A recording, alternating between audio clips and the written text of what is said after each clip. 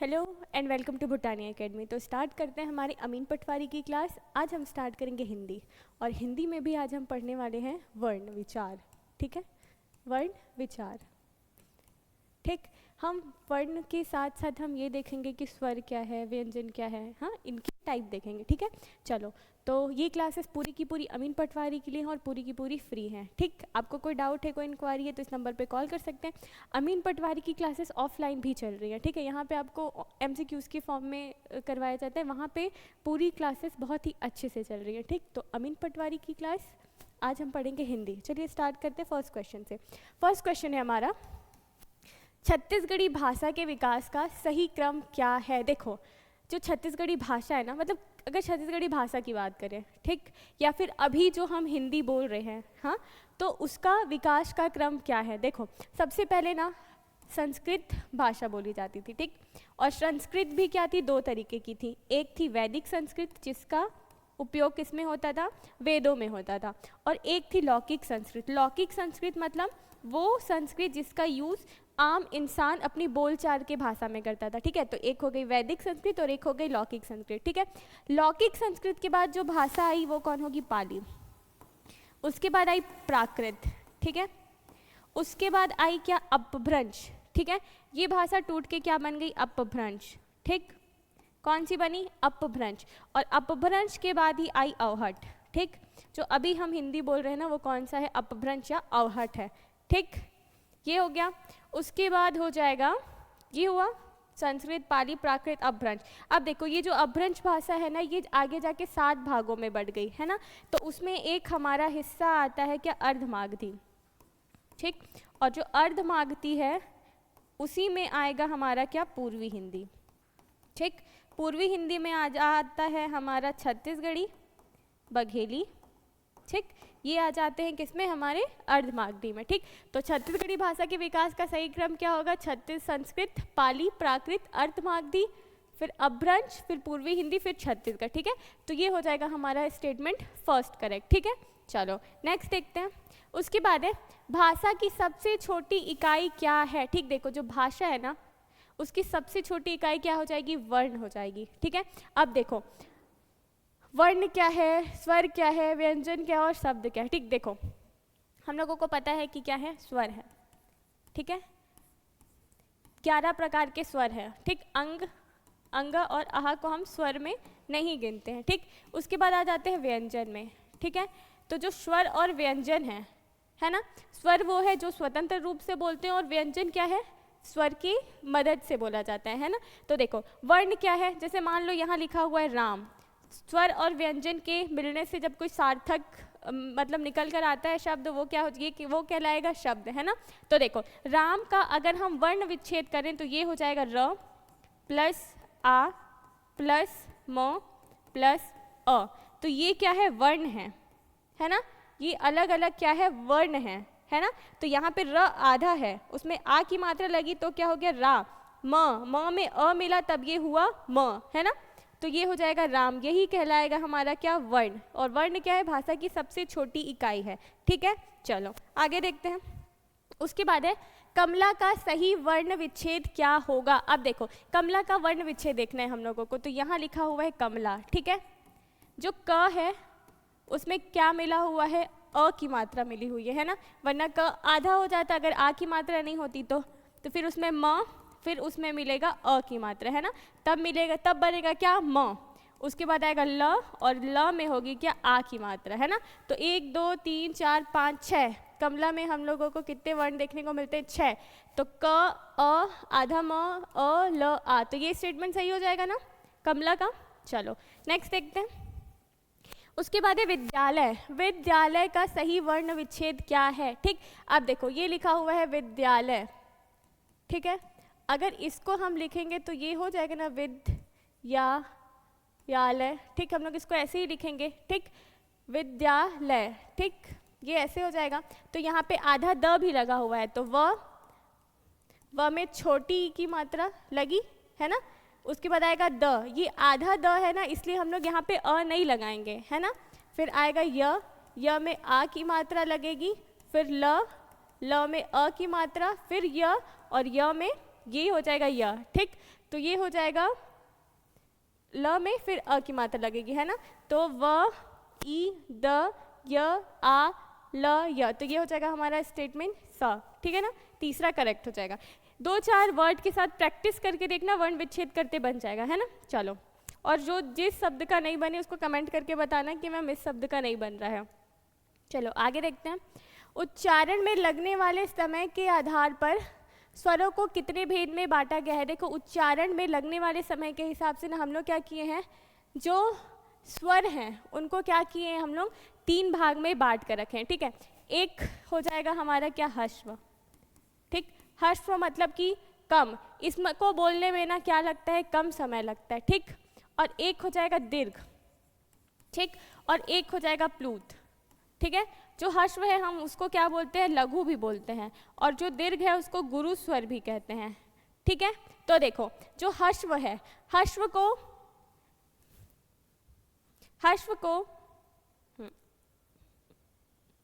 ठीक, ह्रस्व में आता है हमारा अ, छोटी ई, उ और री, ठीक है। ये क्या हो जाएंगे हमारे लघु स्वर, मतलब ह्रस्व स्वर, ठीक है। इसके अलावा जो बचेंगे वो कहाँ आ जाएंगे, दीर्घ स्वर हो जाएंगे, ठीक है। अब बात करते हैं हम लोग प्लूत की। देखो, ये जो प्लूत है ना उसका यूज़ हम लोग कहाँ करते हैं, संस्कृत में करते हैं। जैसे मान लो राम है, राम को अगर बुलाना है हम लोगों को, तो ये ऐसे ऐसे राम करके, तो किसी को पुकारने के लिए हम लोग किसका यूज़ करते हैं, इसका यूज़ करते हैं, है ना। देखो, अब ये जो प्लूत है इसको हम क्या बोलते हैं, त्रिमात्रिक स्वर भी कहते हैं। क्या बोलते हैं, त्रिमात्रिक स्वर भी कहते हैं, है ना। तो प्लूत को क्या कहेंगे हम, त्रिमात्रिक स्वर कहेंगे। इसमें वो सारे स्वर आते हैं, बस ई, उ और री नहीं आते हैं, ठीक है। इन तीनों को छोड़कर जितने भी और स्वर होंगे, जैसे हम लोग 11 स्वर पढ़ते हैं, अंगा और आहा को नहीं लेते हैं, तो इन तीनों को छोड़कर जितने भी बचे हुए 8 स्वर होंगे वो किस में आ जाएंगे, त्रिमात्रिक में आ जाएंगे, ठीक है। चलो, तो ह्रस्व में आ जाएंगे 4 और इसमें बच जाएंगे कितने, इन चारों को छोड़कर बाकी, ठीक। चलो नेक्स्ट देखते हैं। उसके बाद है, निम्नलिखित में से कौन सा ह्रस्व स्वर नहीं है। हम लोगों ने देखा था ह्रस्व स्वर कौन कौन सा है, अ, ई, उ और री, ठीक है। तो अ है, ई है, उ है, लेकिन आ नहीं है, तो ह्रस्व स्वर क्या नहीं हो जाएगा, ये हो जाएगा आ। चलो नेक्स्ट देखते हैं। ओम, ओम में किस स्वर का प्रयोग हुआ है। हम लोगों ने देखा ना, ओम यहाँ पे ओ की मात्रा को जब एकदम जोर से पुकारा जा रहा है तो ओ, ठीक है ना, ऐसे रिपीट हो रहा है। इसका यूज़ हम लोग संस्कृत में भी करते हैं। तो ये ह्रस्व स्वर है, नहीं।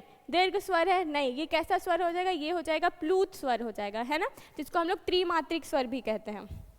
उसके बाद प्लूत स्वर का उपयोग प्रायः कहाँ होता है, सामान्य बातचीत में नहीं, कहानी सुनाते समय नहीं, दूर से किसी को बुलाते समय किसका यूज़ होता है, प्लूत स्वर का यूज़ होता है, ठीक है। चलो नेक्स्ट देखते हैं। उसके बाद है दीर्घ स्वर है, ठीक। अ, ई, उ, री है, नहीं है, है ना, ठीक।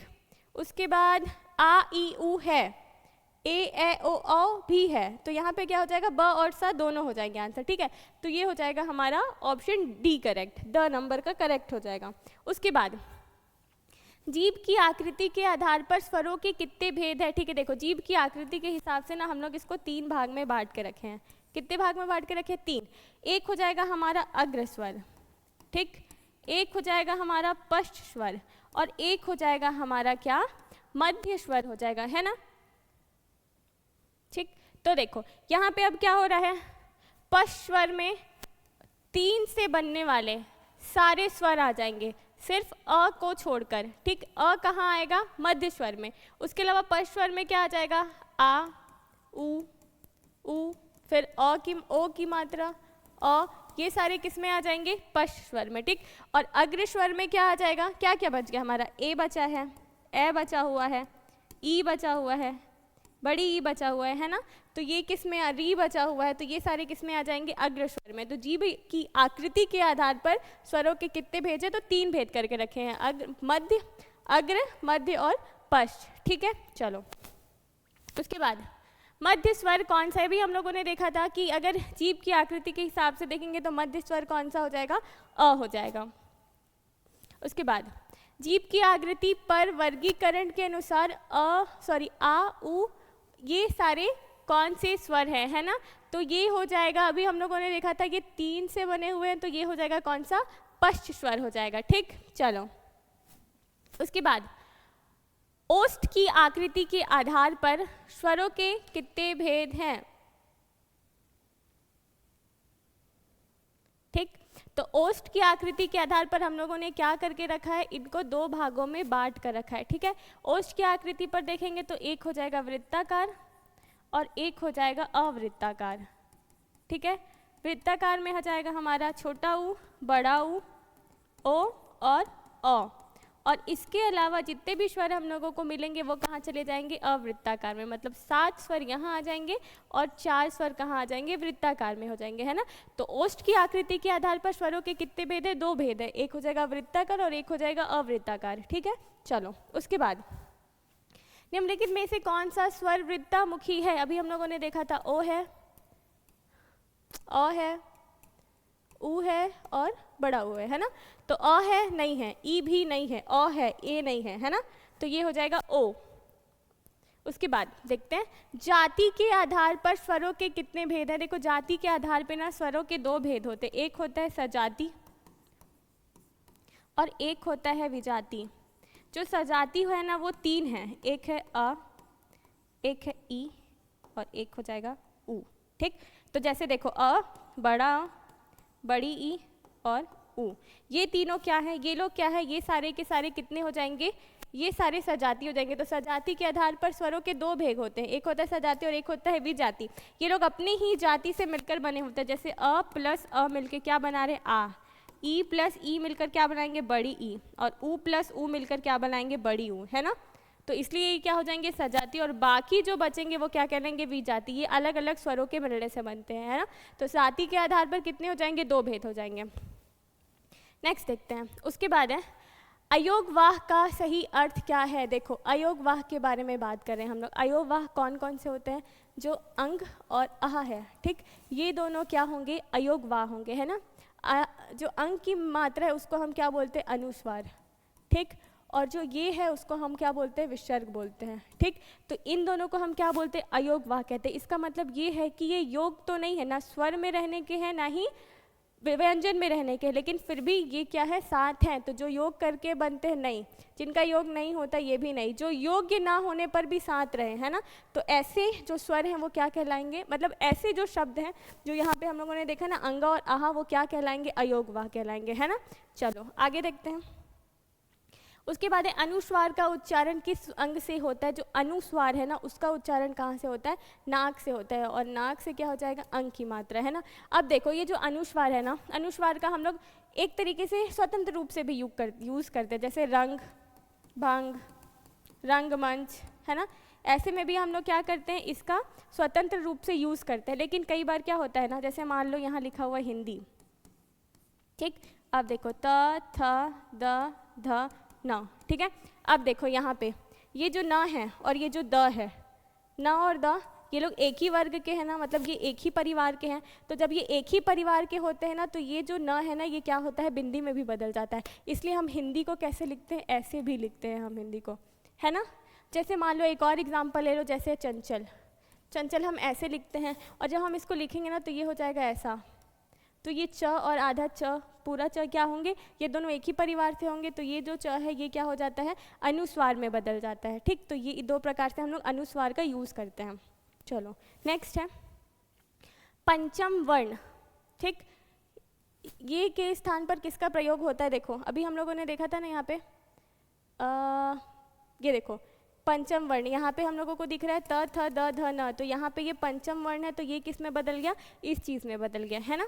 चलो बहुत सारे केसेस मिलते हैं ऐसे के पंचम वर्ण के स्थान पर किसका प्रयोग होता है, तो हम लोग यूज़ करते हैं किसका, अनुस्वार का। ठीक, उसके बाद है अल्प प्राण व्यंजन के उच्चारण में वायु की मात्रा कैसी होती है। देखो अब हम लोग देख रहे हैं व्यंजन, ठीक है। अब देखो व्यंजन पढ़ने से पहले हम लोगों को क्या याद होना चाहिए, वर्ग, ठीक, क, ख,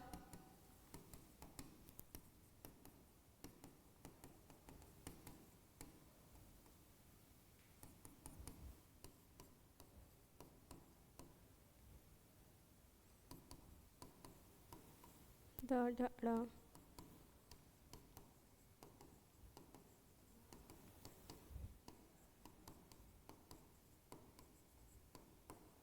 ठीक है। देखो अगर वर्ग के हिसाब से देखें तो ये हो जाएंगे 5, क च ट त और फ, ठीक।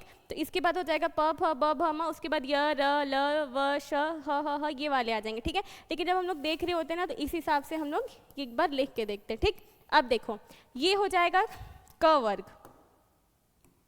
ये हो जाएगा क्या, क वर्ग, ठीक। ये हो जाएगा च वर्ग, ये हो जाएगा ट वर्ग, ये त वर्ग और ये प वर्ग, ठीक। उसके बाद भी हम लोग देखेंगे तो ये हो जाएगा फर्स्ट, ये हो जाएगा सेकंड, ये हो जाएगा थर्ड, ये हो जाएगा 4 और ये हो जाएगा 5, है ना। First column, second column, third column, 4 column और 5 कॉलम, ठीक। तो देखो अल्प प्राण व्यंजन में उच्चारण में श्वास की मात्रा कैसी होती है। देखो जो व्यंजन है उनको बोलने में क्या होता है, हमारे मतलब एक तरीके से क्या होती है, वायु बाहर आती है, ठीक है। तो ये जो उच्चारण में जो श्वास की मात्रा होती है ना, उसके आधार पर हम लोग क्या करके रखें, इसको 2 भागों में बांट कर रखें। एक होता है क्या, अल्प प्राण, और एक होता है महाप्राण, ठीक। अल्प प्राण वो जिसका उच्चारण जब हम कर रहे होते हैं तो ये प्राण वायु जो क्या है कम आती है, ठीक। तो ये हो जाएगा कौन कौन सा, 1, 3 और 5, मतलब फर्स्ट, थर्ड और 5, मतलब क च ट थ द ग ज ड द ब और ये वाला पूरा, ठीक। तो 1, 3, 5 किसमें आता है, अल्प प्राण में आता है। और महाप्राण में आ जाएगा कौन कौन सा वर्ग, 2 और 4, 2 और 4 में आ जाएगा ख वाला और घ वाला, ठीक। तो ये पूरे आ जाएंगे और ये दोनों मिलके किसमें आ जाएंगे, महाप्राण में, ठीक। और जितने भी स्वर हैं वो क्या होते हैं, अल्प प्राण होते हैं, ठीक है। ये चीज़ समझ में आई यहाँ पे। तो ये हो जाएगा हमारा, ठीक। अब देखो यहाँ पे बात होगी स्वर की और व्यंजन की। अब देखो यहाँ पे बचेंगी अंतस, ठीक। अंतस वर्ण कौन कौन से हैं, ठीक। य र ल व, ठीक है। ये हो जाएंगे अंतस, य र ल व। देख य र ल व अंतस है, ठीक। इनको अंतस इसलिए बोला जाता है क्योंकि इनको जब हम बोलते हैं ना तो हमारा जो जीभ है ना वो बाकी चीज़ों से बहुत कम मात्रा में टच कर रहा होता है, इसलिए उसको क्या बोलते हैं, अंतस बोलते हैं। और अंतस कौन कौन से होंगे, य र ल व। कौन कौन से व्यंजन होंगे, य र ल व, ठीक। अब देखो बात करते हैं हम लोग किसकी, अंतस का हो गया। उसके बाद हम लोग आते हैं स्पर्शी में, ठीक, नहीं ऊष्मी में, ठीक। अब देखो एक हो गया अंतस और एक क्या हो जाएगा हमारा ऊष्म, ठीक। और जो ऊष्म होते हैं वो कौन कौन से होंगे, ये होंगे हमारे श श श श और ह, ये चारों होते हैं ऊष्म, ठीक। तो जो अल्प प्राण है उसमें आएगा अंतस और जो महाप्राण है उसमें आ जाएगा हमारा ऊष्म व्यंजन, ठीक है। ये हो गया इसके बारे में। उसके बाद देखते हैं प्रत्येक वर्ग का कौन सा व्यंजन अल्प प्राण है। अभी हम लोगों ने देखा था 1, 3 और 5 क्या है, अल्प प्राण है ना। तो 1, 3, 5 कहाँ गया, 1, 3 और 5 क्या हो जाएगा, अल्प प्राण हो जाएगा, ठीक। उसके बाद देखते हैं, उसके बाद है अंतस व्यंजन, य र ल व किस श्रेणी में आता है। हम लोगों ने देखा था अंतस ये किस में आता है, अल्प प्राण में आता है। उसके अलावा जो ऊष्म है श श श और ह, वो किस में आएगा, महाप्राण में आएगा।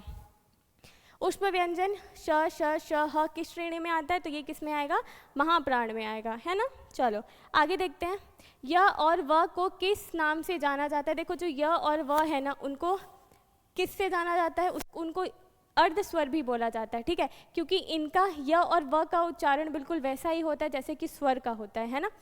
चलो तो य और व क्या कहलाएंगे, अर्ध स्वर कहलाएंगे। इनको बिल्कुल याद ही रखना कि अर्ध स्वर किनको बोलते हैं, य और व को कहते हैं, है ना। चलो आगे देखते हैं। उसके बाद है ई और ई का उच्चारण स्थान क्या है, ठीक है।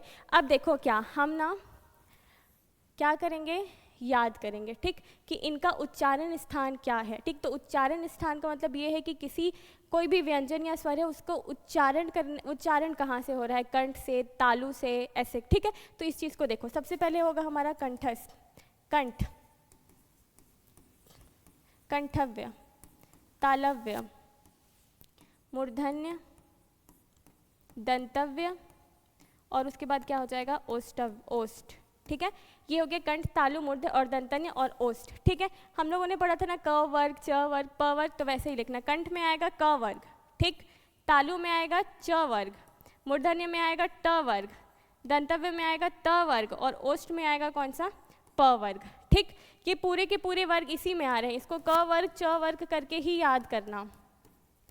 इसके लिए पहले ना आपको पूरे स्वर और व्यंजन याद होने चाहिए, है ना। ये हो गया, ये बात हो गई व्यंजन की, ठीक। अब देखो ये प वर्ग तक तो हो गया, अब कौन कौन सा बच जाता है हमारा, ठीक, ये हुआ। अब आओ य र ल व पे, ठीक। अब ये देखो यहाँ पे कंठ को छोड़ो, तालु में आना, ठीक। तो तालु में आएगा य, मूर्धन्य में आएगा य र, ठीक, और दंतव्य में आएगा ल, ठीक है। तो ये य र ल हो गया, अभी व को छोड़ कर रखना है, ठीक है। अब देखो य र ल व हो गया। अब बात करते हैं हम लोग किसकी, श की, ठीक। तो देखो श का, तो तालव्य में आएगा हमारा ये वाला श, उसके बाद षटकोण का स, फिर आएगा हमारा सपेरे वाला स, ठीक। और ह जो है वो हमारा कहाँ चला जाएगा, कंठव्य में, है ना। तो ये इतनी बातें हो गई किसके बारे में, इसके बारे में, ठीक। इतनी सी बात आई समझ में। अब देखो उसके बाद क्या हो रहा है, अब हम लोग क्या करेंगे, स्वर का भी एक तरीके से बांट के रखेंगे, ठीक। तो कंठ यहाँ पे लिख देती हूँ, इधर लिख देती हूँ स्वर को, ठीक। देखो कंठ में आएगा हमारा अ और आ का मात्रा, ठीक। तालव्य में आएगा छोटी ई और बड़ी ई, ठीक है। ओष्ठ में आएगा हमारा उ और बड़ा उ, ठीक। इतनी चीज़ें हो गई यहाँ पे, कंठ में अ और आ, तालव्य में ई, और इसमें आ जाए ओष्ठ में आ जाएगा हमारा उ और उ, ठीक है। अब देखो यहाँ पे क्या हो रहा है, पहले कंठ और तालव्य मिलेंगे तो इसको हम बोलेंगे कंठ तालु, ठीक, कंठ तालु, ठीक। यहाँ पे हमारा कौन सा आएगा, उ हो गया, उसके बाद हमारा आएगा ए और ए, इतना हो गया। तालव्य में क्या हो जाएगा, ए और ए, ठीक। उसके बाद क्या आ जाएगा हमारा कंठ और ओष्ठ, ठीक। जो कंठ और ओष्ठ हैं ये दोनों मिलके बनाएंगे क्या, कंठोष्ठ होगा ना ये, तो ये दोनों मिलके बनाएंगे। इसमें कौन कौन से स्वर आ जाएंगे, इसमें आएगा हमारा ओ और अ, ठीक है।